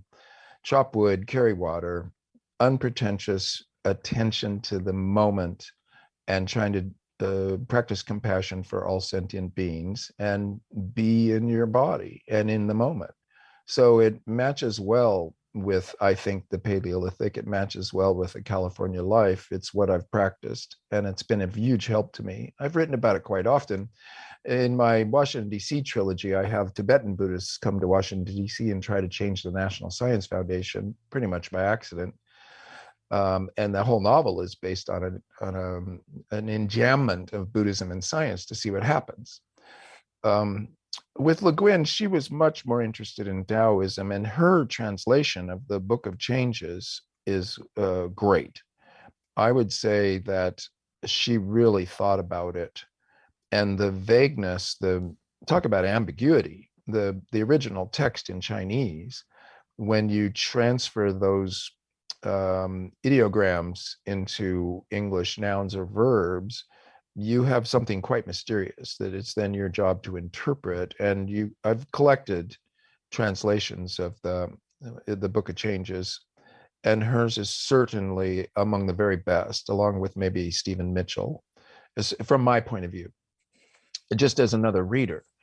And so balance, what I think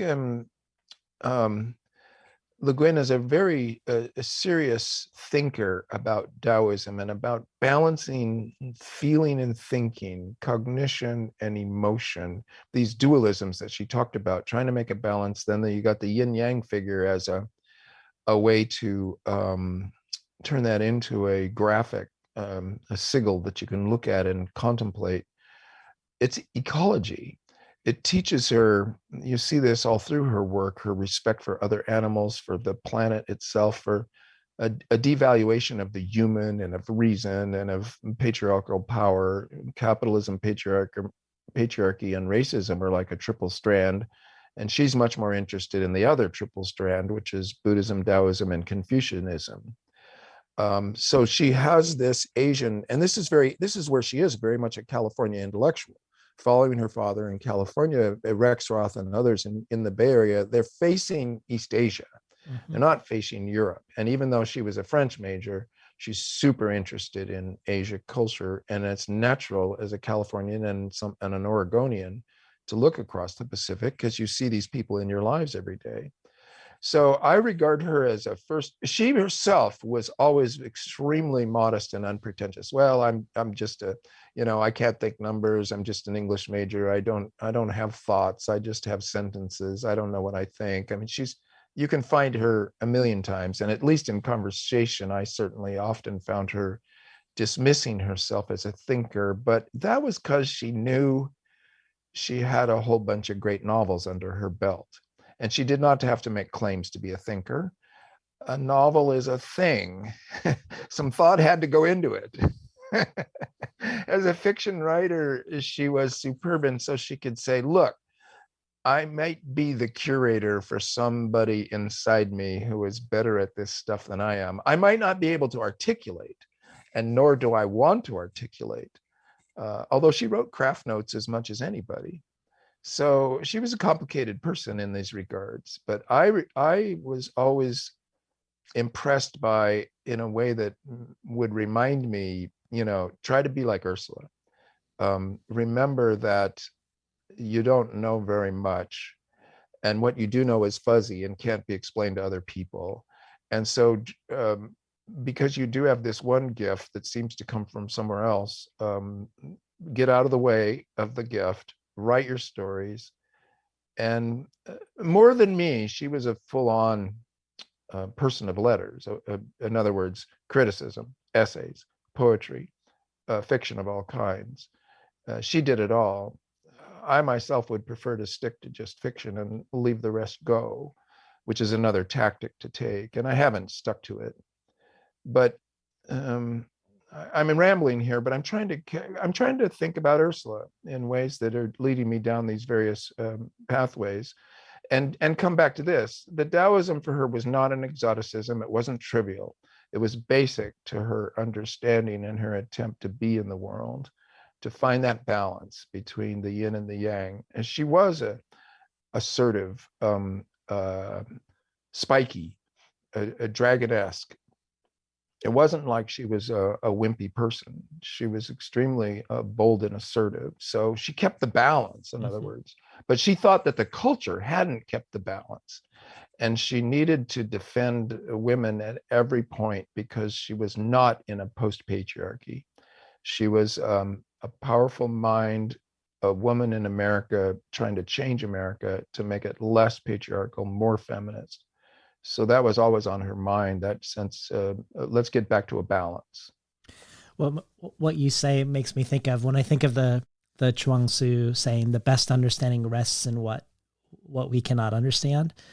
I think of E.O. Wilson's Half Earth, maybe in relation to what you were saying earlier about Keynesian like focusing on Keynesian economics so that we can get these other things. But first, let's focus on something we could get, and then work out those problems to be able to create better solutions. I mean, I don't know if this is making sense, but what I mean is this like, can we live alongside what we don't understand?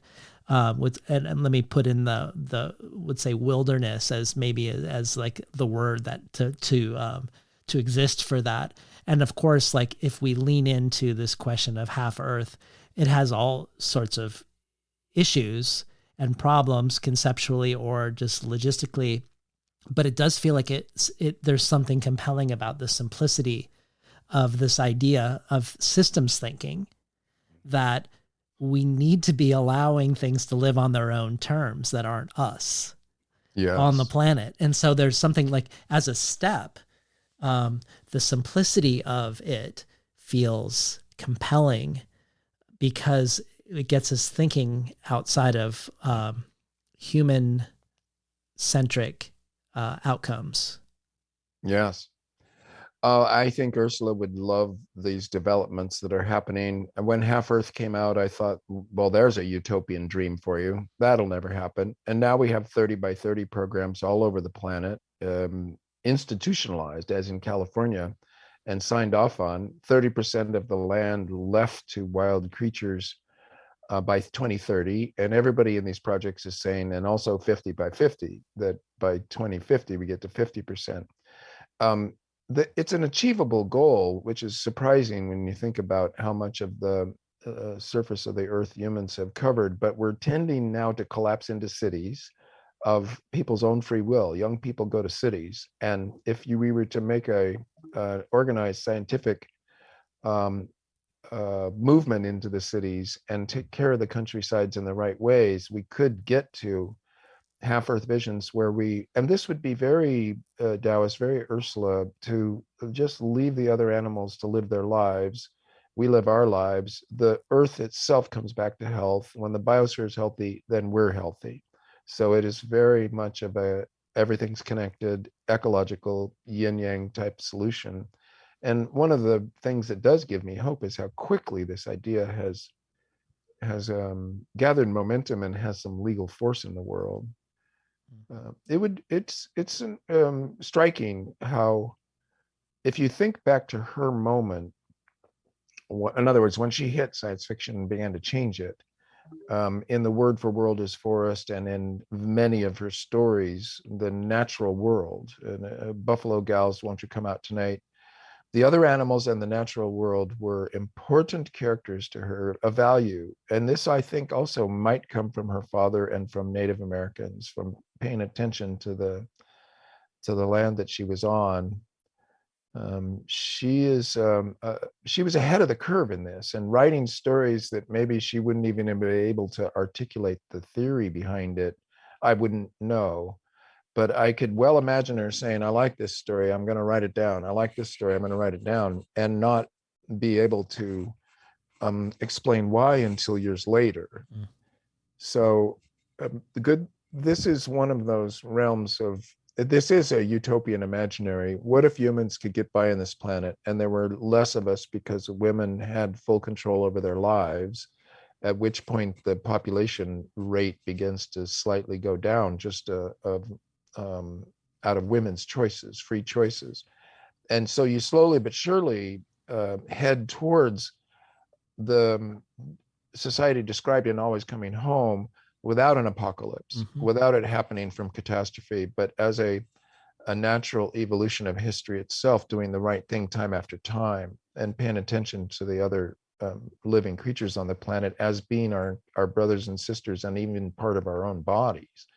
Well, it's a vision, and what I like about it, when I think about Le Guin in relation to it, is that her work will always stand both historically and in present. So readers will keep reading her forever, and when they read her, there'll be two things. There'll be the present pleasure of the story. I'm reading it. It's the first time I've crossed the ice with Jen Liai and Estervan. But also, you put it in its historical place, and you think, my gosh, in the 1970s, this woman was changing the world in her historical moment. So it'll have that double pleasure.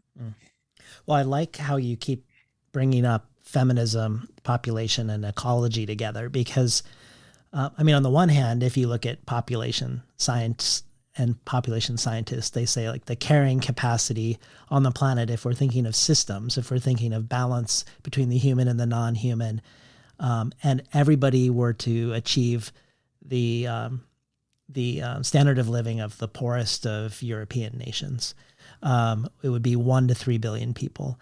But on the other hand, population scientists will never talk about population anymore, because as soon as they bring up population, it becomes quickly a discussion around eugenics or eco-fascists take over the conversation around immigration. So what they do talk about is what you have mentioned. A lot of the strategies that population scientists are using now is to focus on feminism, that the more women have control over their own bodies, the lower the birth rate is in every country.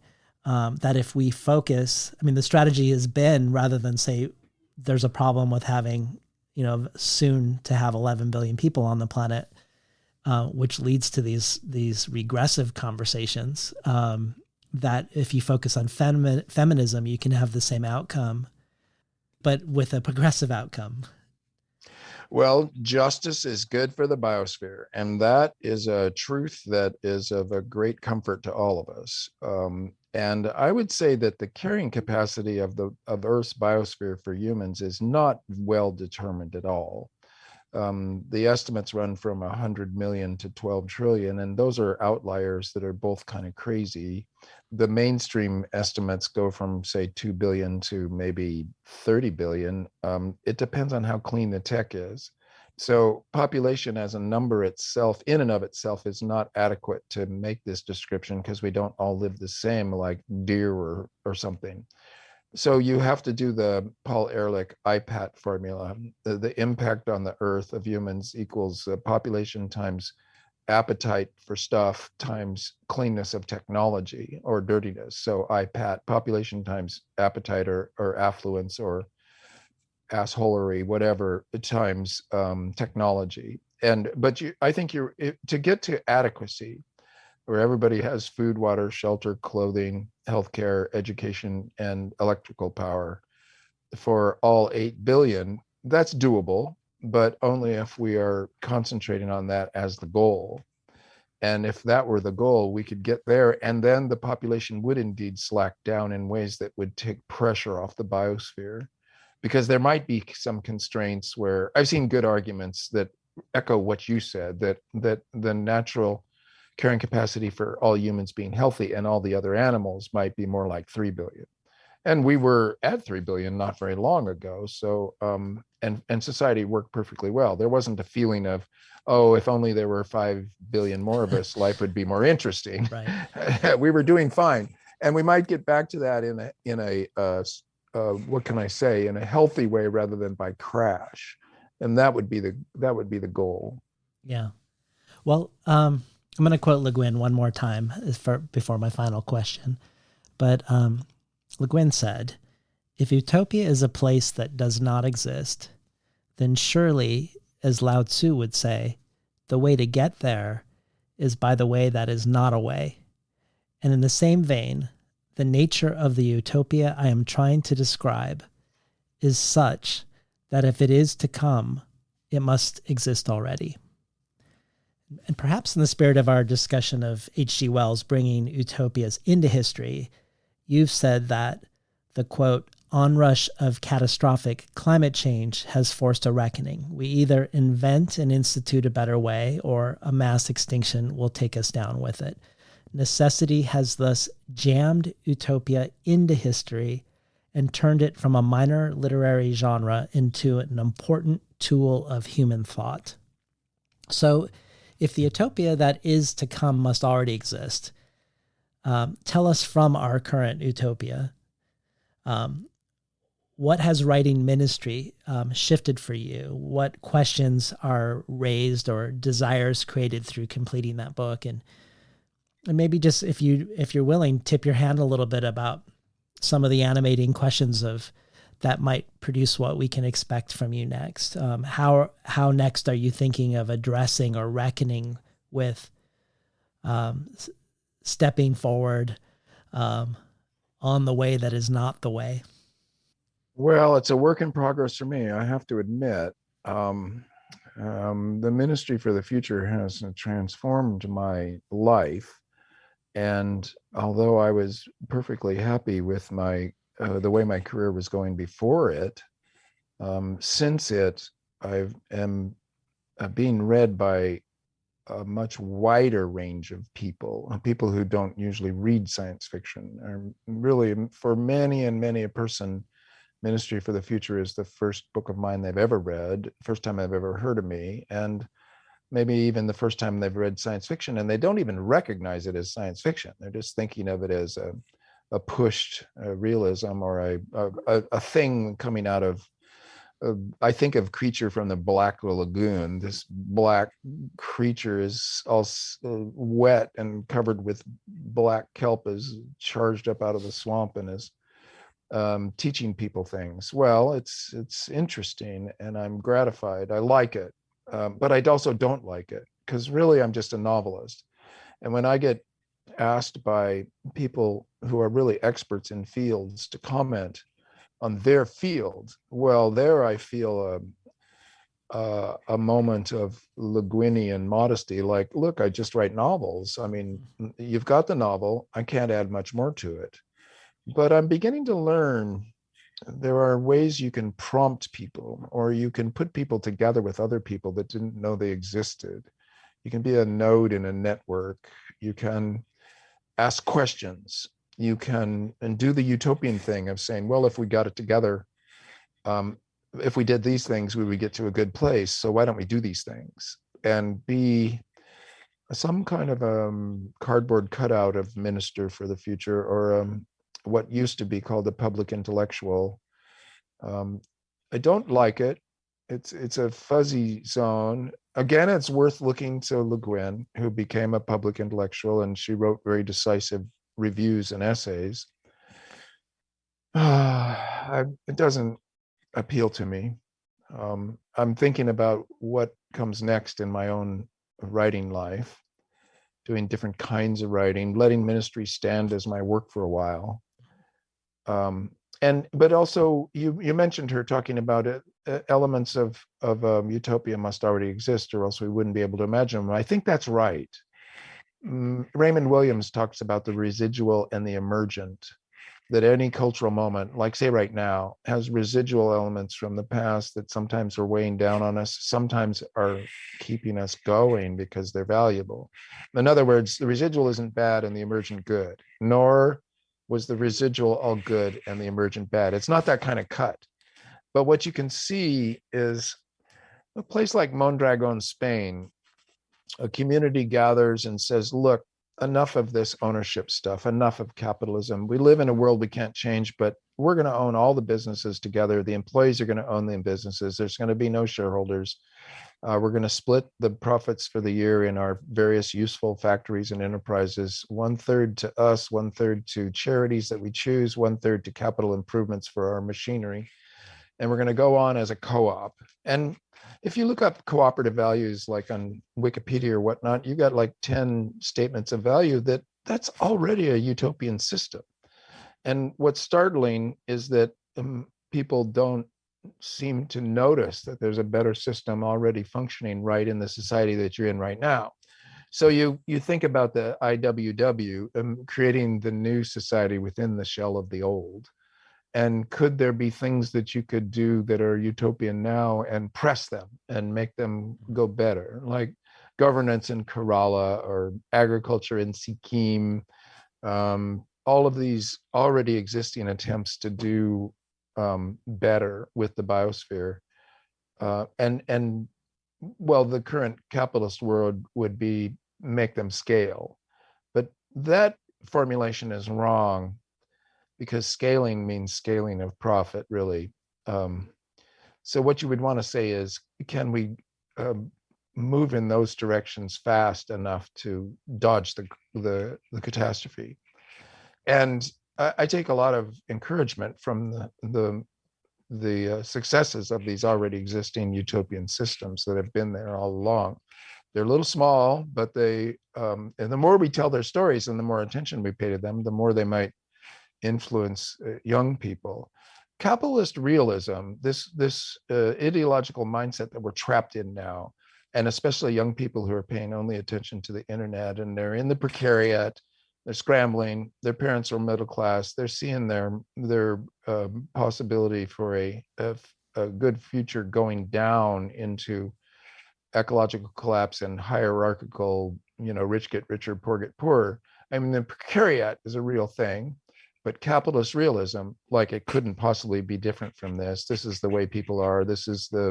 We can never escape this. That's a delusion. The situation's brittle and fragile. It could change, and it's going to change because it can't sustain the way it is. So with an inevitable change coming, it would be nice to educate oneself, grab some hope, do some work, put your shoulder to the wheel, admit that it's going to be messy, but that a good outcome could still happen. And this is the utopia for our time. It's just a name for a process. There's never going to be an end, at least not in this century or in our lifetimes. There's not going to come an end to this struggle. It's going to go on and on and on. I would presume for centuries more. But if there were successes, we might scaffold up to a state where things could get pretty damned good. And this would be seen as an emergency century that we finessed.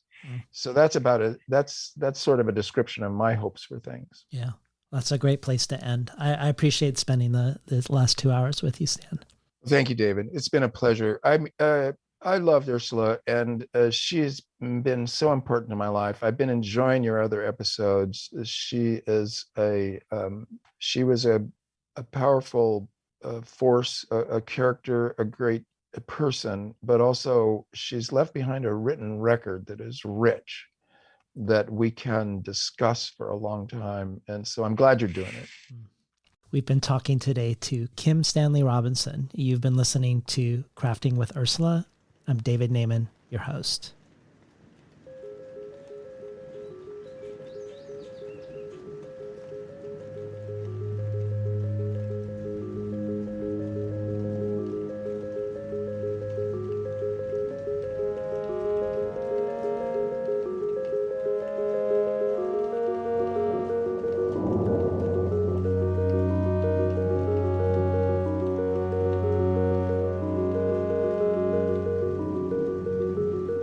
Today's program was recorded at the volunteer-powered, non-commercial, listener-sponsored, full-strength, makeshift home office of me, David Naiman.